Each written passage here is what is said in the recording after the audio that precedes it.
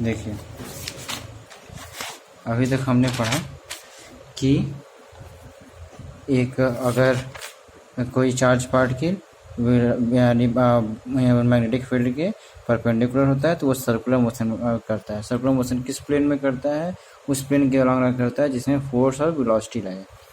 यहाँ पे हमने रेडियस देखा, इसका टाइम पीरियड देखा, और रेडियस के कई फार्मूलेस देखे और टाइम पीरियड के फार्मूलेस देखे। एक की रेडियस अगर पूरा कन्फाइंड पूरा बने तो m2 पाई m/qb, और अगर थीटा एंगल बनाए तो थीटा qb ये थीटा m/qb जी। अब देखो, अब हमारा नया क्वेश्चन, फिर हमने ये क्वेश्चन किया था कि डी मिनिमम कितना रहे या वेलोसिटी मैक्सिमम कितना रहे कि ये वाल से टकराए ना। यही बहुत इंपॉर्टेंट क्वेश्चन था। अब हम लोग नए कॉन्सेप्ट पे चलते हैं। अब क्या है कि ये एक कन्फाइंड कोई मैग्नेटिक फील्ड है, यहाँ के बाद पूरा मान लो यहाँ से ये पूरा मैग्नेटिक फील्ड ऐसे डाउन द प्लेन है, ठीक है। ये down the plane magnetic field B है। अब यहाँ से कोई वेलोसिटी से इस मैग्नेटिक फील्ड से, ये जो मैग्नेटिक फील्ड है इससे ये 30 डिग्री एंगल बना के मूव कर रहा है। अब देखो, ये है down the plane, magnetic field है डाउन द प्लेन, और ये एंटर कर रहा है इन द प्लेन, यानी प्लेन के अलोंग, प्लेन में ही मूव कर रहा है। तो magnetic field down the plane है, मैग्नेटिक फील्ड ऐसे है और ये ऐसे मूव कर रहा है।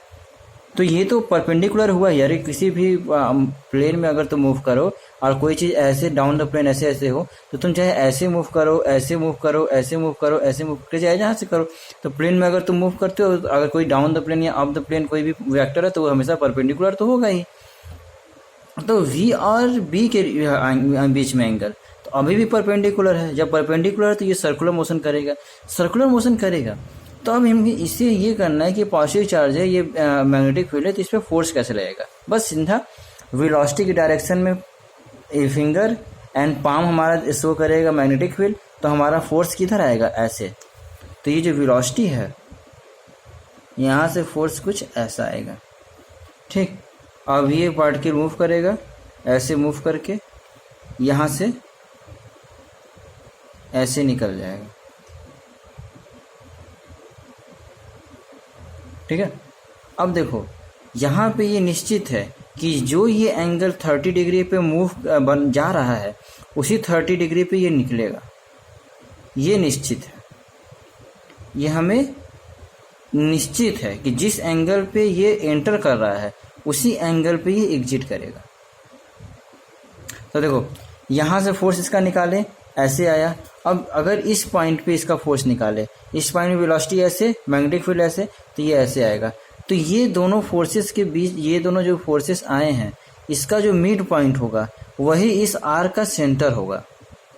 यानी ये सर्कुलर आर्क जो बना है, ये किसी सर्कल का जो आर्क बना है, यानी ये कोई आर्क वो जो बना है, इसका सेंटर कैसे आएगा, ये फोर्स और ये फोर्स मिलाने पे जहाँ पे काटेगा उसे हम कहेंगे इसका सर्कल, यानी इसका centre O. Is that clear.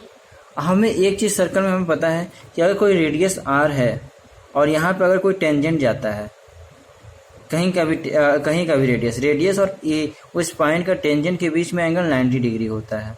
यहाँ पे ये इस लॉ की, इस थ्योरम की बहुत ज़्यादा ज़रूरत पड़ेगी कि किसी भी पॉइंट पे अगर सेंटर से हमारा रेडियस किसी भी पॉइंट पे है और ये जो इसका टेंजेंट है, ये टेंजेंट रेडियस से परपेंडिकुलर यानी 90 डिग्री एंगल बनाता है। ये हमेशा याद रखना है,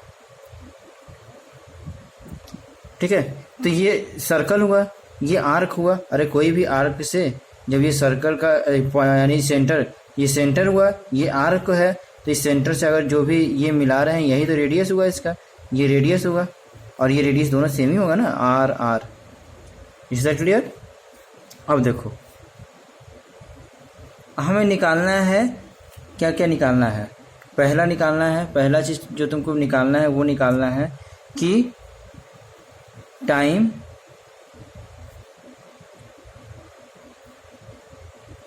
इन मैग्नेटिक फील्ड, यानी मैग्नेटिक फील्ड के अंदर रहने का इसका टाइम, कितने समय तक ये मैग्नेटिक फील्ड के अंदर रहेगा, ये निकालना है। दूसरा निकालना है तुम्हें ये डिस्टेंस, वाई में कितना चला, वाई का डिस्टेंस निकालना है। तीसरा चीज निकालना है तुम्हें, तीसरा चीज आपको निकालना है, एक मिनट, एक्स में कितना अंदर तक जाएगा, ये एक्स निकालना है। एक्स डिस्टेंस कितने अंदर तक जाएगा और कितने, ये वाई डिस्टेंस ये हुआ, यानी ये कितने ऊपर तक जाएगा और ये कितने अंदर तक जाएगा, एक्स डिस्टेंस निकालना है। और चौथा निकालना है तुम्हारा, या तीन ही चीज़ निकालना होता है, हाँ ठीक है, तीन ही चीज़ निकालना होता है।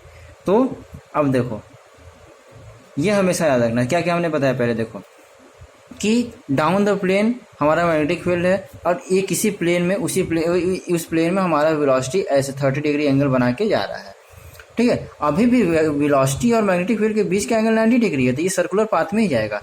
लेकिन सर्कुलर पाथ ये पूरा करेगा कि नहीं, वो डिपेंड करेगा। देखो इसका सेंटर बाहर आ रहा है, तो ये ऐसे जाएगा, ऐसे करके बाहर निकल जाएगा, और उतने ही एंगल, जितने एंगल से ये अंदर जा रहा है उतने ही एंगल से ये बाहर आएगा, ये याद रखना है। अब देखो ये 30 हो गया, ये 30 हो गया, हम इसको थोड़ा सा बड़े में बना लेते हैं। ये कुछ ऐसा आर्क है,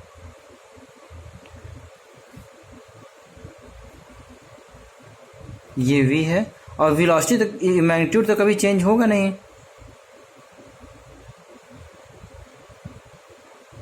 मैग्नीट्यूड तो कभी चेंज होगा नहीं वेलोसिटी का बस डायरेक्शन चेंज होगा, ऐसे ऐसे मूव करता रहेगा, डायरेक्शन चेंज होगा, स्पीड हम लोग का सेम ही रहता है। अब देखो, अब क्या करना है हमें, ये जो सेंटर है,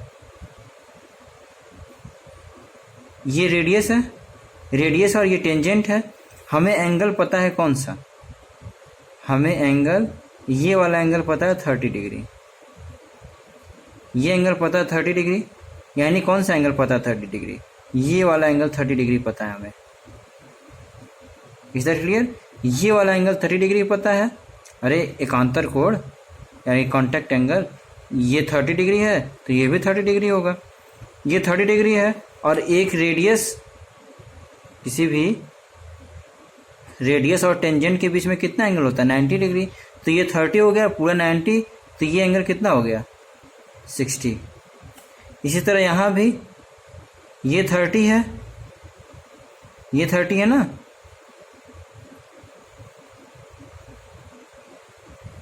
ठीक है,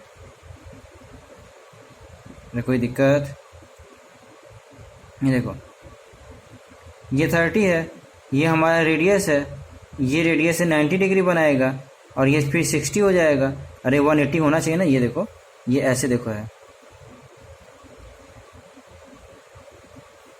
ठीक है, यहाँ से 30 डिग्री दिया हुआ है, ये 90 डिग्री हो गया रेडियस और टेंजेंट के बीच में, 9 3 12, और ये पूरे एंगल कितना होना चाहिए, 180, तो ये 180 होने के लिए 60 डिग्री होगा, ये जब 60 डिग्री तो ये भी 60 डिग्री। या तो ऐसे भी कर सकती हो कि ये अगर कोई ट्रायंगल है, ये एंगल 60 डिग्री आ गया, अरे ये आर है, ये भी रेडियस आर है, तो हमने बताया था किसी भी ट्रायंगल में जो दो साइड लेंथ बराबर होते हैं तो उनके करस्पॉन्डिंग एंगल भी बराबर होते हैं, तो ये 60 डिग्री तो ये भी 60 डिग्री ही होगा, तो हमें दोबारा निकालने की जरूरत ही नहीं है। ये रेडियस बराबर ये रेडियस है, तो ये 60 डिग्री तो ये भी 60 डिग्री होगा, जब ये 60 डिग्री ये 60 डिग्री, तो कोई शक नहीं है कि ये भी 60 डिग्री ना हो। 180 डिग्री होने के लिए किसी ट्रायंगल का ये सम 180 डिग्री होता है। तो अब देखो हमने बताया था कि अगर ये देखो पूरा सर्कल बना रहा है तो टाइम पीरियड कितना आता है, 2πm/क्यूब। अगर यानी ये जब पूरा एंगल यानी पूरा सेंटर पे जब 2π एंगल बनाता है तो टाइम पीरियड आता है 2πm/क्यूब। और अगर कोई आर्क है, ये एंगल थीटा बनाए, ये एंगल यहाँ पे थीटा बनाए, तो हमारा टाइम पीरियड आएगा θm/क्यूब। तो यहाँ पे एंगल कितना बना रहा है, 60 डिग्री। तो हमारा पहला टाइम कितना आ जाएगा, टाइम मैग्नेटिक फील्ड में कितना आएगा, सिंपल सी बात है, थीटा कितना लिखेंगे, π/3 m/क्यूब। सेकेंड, वाई डिस्टेंस कितना आएगा। अब देखो ये आर और ये इक्विलेटरल ट्रायंगल है, तो ये भी आर ही होगा ये ट्रायंगल, तो y डिस्टेंस भी हमारा आ जाएगा r। थर्ड x डिस्टेंस, ये डिस्टेंस बताना है, ठीक। कोई दिक्कत?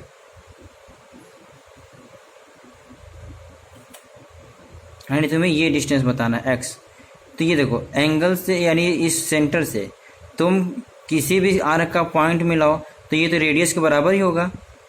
अगर रेडियस माइनस इतना दूरी को कर दे, यानी ये पूरा रेडियस है, यहाँ से यहाँ तक इसका रेडियस है r, r माइनस ये कर दे तो हमारा ये आ जाएगा।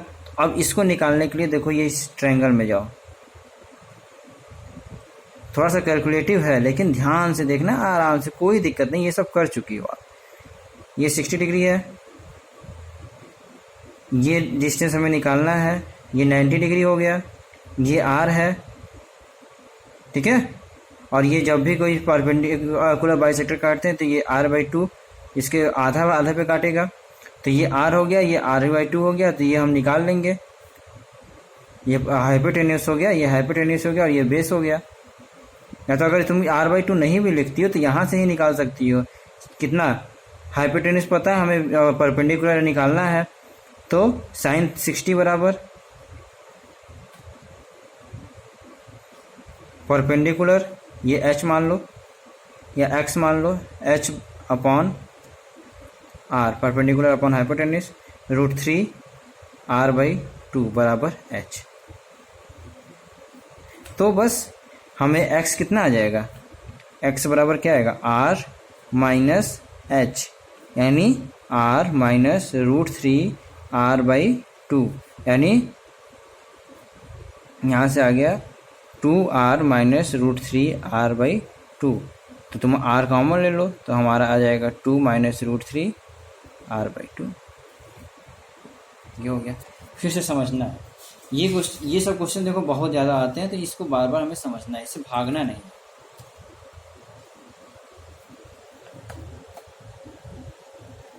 एंगल कैसे निकाल रहे हैं, क्या कर रहे हैं, बस यही तुम्हारा बस खेला है।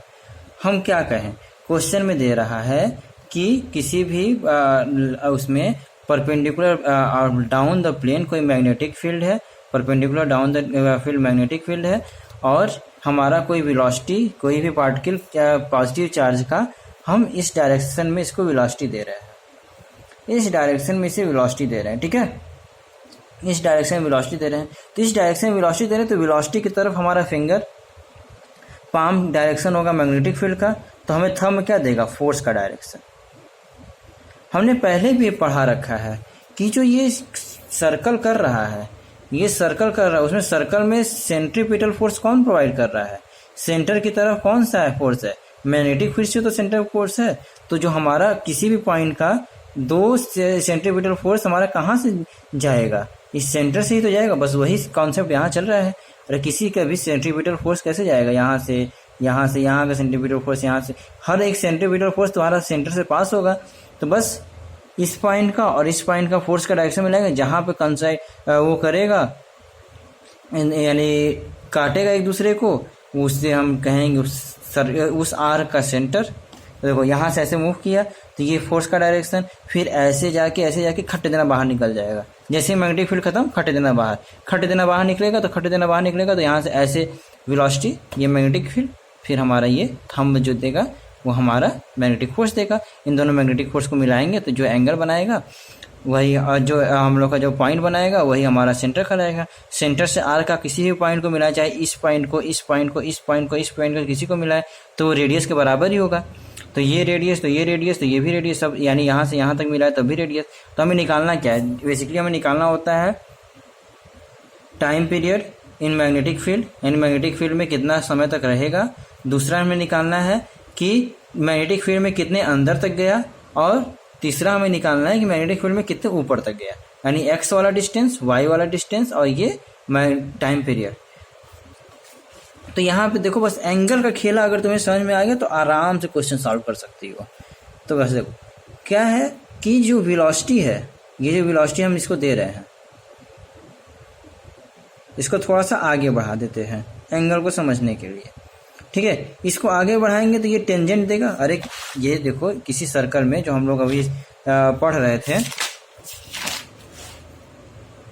यहाँ पे जो हम लोग पढ़ रहे थे, ये देखो ये वेलोसिटी का डायरेक्शन है। वेलोसिटी हमेशा इस सर्कल के टेंजेंट पे रहेगा और जो हमारा सेंटीमीटर फोर्स है वो किधर रहेगा, इसके सेंटर की तरफ। ठीक है, तो रेडियस और टेंजेंट में हमारे बीच का एंगल 90 डिग्री होता है। तो देखो ये टेंजेंट होगा और ये एंगल, कौन सा एंगल, दूसरे पेन का इस्तेमाल करते हैं, ये एंगल रेडियस और टेंजेंट वाला एंगल 90 डिग्री, और हमें ये 30 डिग्री दिया हुआ है, हमें ये 30 डिग्री दिया हुआ है। तो ये 30 डिग्री, ये तो बाइसेक्टर ही है ना, तो ये भी 30 डिग्री, ये 30 डिग्री, अरे यही ना है, देखो ये 30 डिग्री, तो ये भी 30 डिग्री, ये 30 डिग्री, तो ये हमारा टोटल 90 डिग्री है। टोटल 90 डिग्री है तो ये 30 डिग्री, तो ये 60 डिग्री होगा, ये ऑब्वियस सी बात है। और बस तुम्हें इसमें सॉल्व करने की जरूरत नहीं, जो यहाँ का एंगल आएगा, जो यहाँ का एंगल आएगा वही यहाँ का एंगल होगा, पक्का है, इज दैट डैम श्योर। क्योंकि रेडियस किसी भी ट्रायंगल में, चाहे जिस प्रकार का ट्रायंगल बने, वो अगर रेडियस सेम है, ये दो साइड सेम है, तो ये एंगल, जो एंगल आएगा वही एंगल ये एंगल रहेगा। अब ये 60 ये 60, तो किसी भी ट्रायंगल में टोटल एंगल कितना होता है 180, तो ये 60 ये 60, तो ये भी 60। ठीक है, तो अब देखो ये आर्क जो आया था, ये आर्क यहाँ पे एंगल बना रहा है 60 डिग्री, तो हम बस फॉर्मूला लगाएंगे T = θm/qb। तो θm/qb लगाएंगे तो θ = π/3 60, यानी π/3 हमेशा रेडियन में रखना है, π/3 m/qb। ठीक, अब देखो अब हमें ये डिस्टेंस निकालना है। अलग अलग देखो, अलग अलग प्रॉब्लम है, अलग अलग तरीके से तुम ट्रिग्नोमेट्री लगाओगे, अलग अलग प्रकार से तुम इसको सॉल्व करोगे। अब यहाँ पे क्या है, यहाँ पे सरल हो गया, यहाँ पे ये सरल हो गया कि ये ट्रायंगल क्या बन गया, इक्विलेटर। अब जरूरी नहीं कि हर समय इक्विलेटर ट्रायंगल बने, तो ये आर हो गया, ये आर हो गया, तो ये भी आर हो जाएगा, इक्विलेटर ट्रायंगल सीधा सीधा आ गया। अब ये आर हो गया। अब देखो किसी भी आर्क में ये सेंटर है, चाहे तुम इस पॉइंट को मिलाओ, चाहे इस पॉइंट को मिलाओ, चाहे इस पॉइंट को मिलाओ, ये सभी तो रेडियस ही देंगे। तो बस ये पूरा लेंथ कितना होगा रेडियस का, ये पूरा लेंथ रेडियस का हो गया।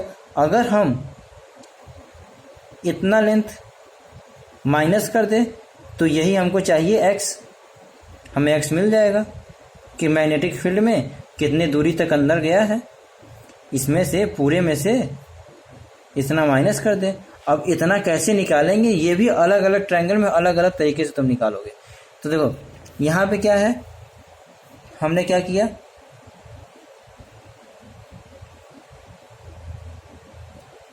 सिक्सटी डिग्री है, ये परपेंडिकुलर ड्रा किया, ये परपेंडिकुलर हो गया। हमें ये पता है परपेंडिकुलर के सामने वाला हाइपोटेन्यूस और एंगल के सामने वाला परपेंडिकुलर। तो परपेंडिकुलर और हाइपोटेन्यूस किस में आता है, साइन की टर्म में। तो साइन थीटा बराबर परपेंडिकुलर अपन हाइपोटेन्यूस। परपेंडिकुलर मान लो ये h मान लेते हैं, कुछ भी मान लो, h मान लो, a मान लो, b मान लो, कुछ भी मान लो, h/r। तो साइन थीटा बराबर √3/2, तो √3/2 r आ गया। अब ये आंसर नहीं है, ये हमें इसमें माइनस करना है, ये पूरे r में से इसको h को माइनस करना है। तो r - h, तो x बराबर हमारा r - h, ये करेंगे तो ये आंसर आ जाएगा। अब इसे तुम्हें एक बार देख लेना अपने से।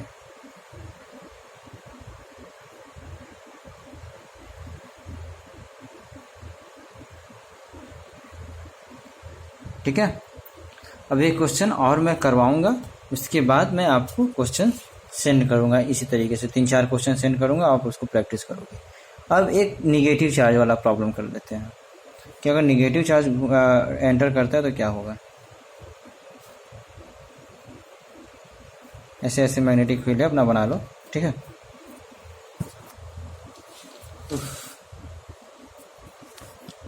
अब देखो कोई निगेटिव चार्ज हमारा ऐसे एंटर कर रहा है, इसको एक लाइन से कर दो कि इस लाइन के अंदर है। एक मैग्नेटिक चार्ज हमारा निगेटिव निगेटिव चार्ज हमारा नेगेटिव क्यू यहाँ पे ऐसे एंटर कर रहा है और ये एंगल बना रहा है कितना 60 डिग्री। Is that clear? अब देखो हमने नेगेटिव चार्ज के लिए क्या बोला था, ये भी देखो इस प्लेन में ही मूव कर रहा है तो इस प्लेन के परपेंडिकुलर हमारा जब मैग्नेटिक फील्ड है तो वेलोसिटी के भी परपेंडिकुलर ही होगा, तो सर्कुलर मोशन तो करेगा, ये पक्का है।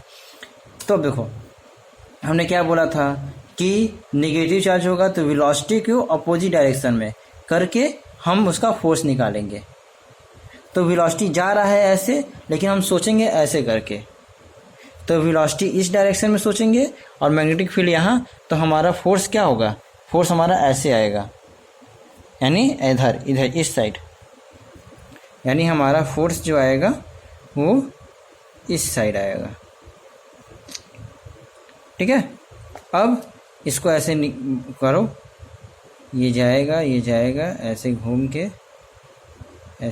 के और ये ऐसे बाहर निकलेगा। ठीक है, ये 60 डिग्री बना रहा है, जहाँ से एंगल दिया है वहीं से तुम भी एंगल देखोगे। ये नहीं कि यहाँ से 60 डिग्री आया तो ये 60 डिग्री हो जाएगा, नहीं। इधर देखो, यहाँ पे क्या दिया था, बाहर जो ये जा रहा है ये एंगल 30 डिग्री दिया था, तो हमारा जो निकलेगा तो ये एंगल 30 डिग्री होगा।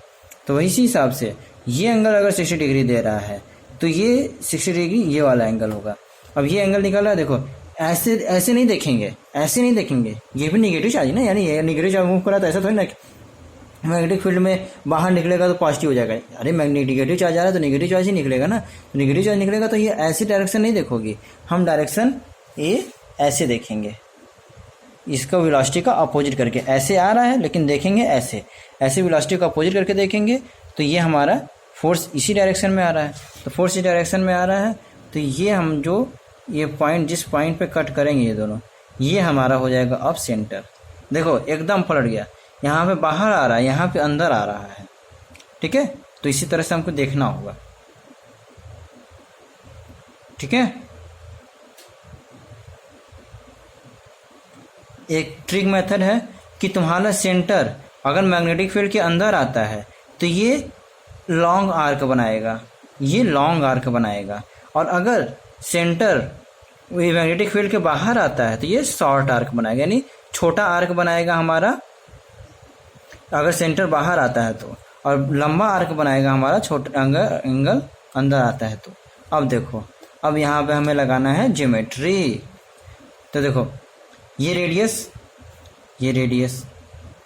ऐसे रेडियस क्या होगा, रेडियस हमेशा वही होगा m/v/qb, रेडियस तो कभी चेंज होगा नहीं होगा। तो ये रेडियस और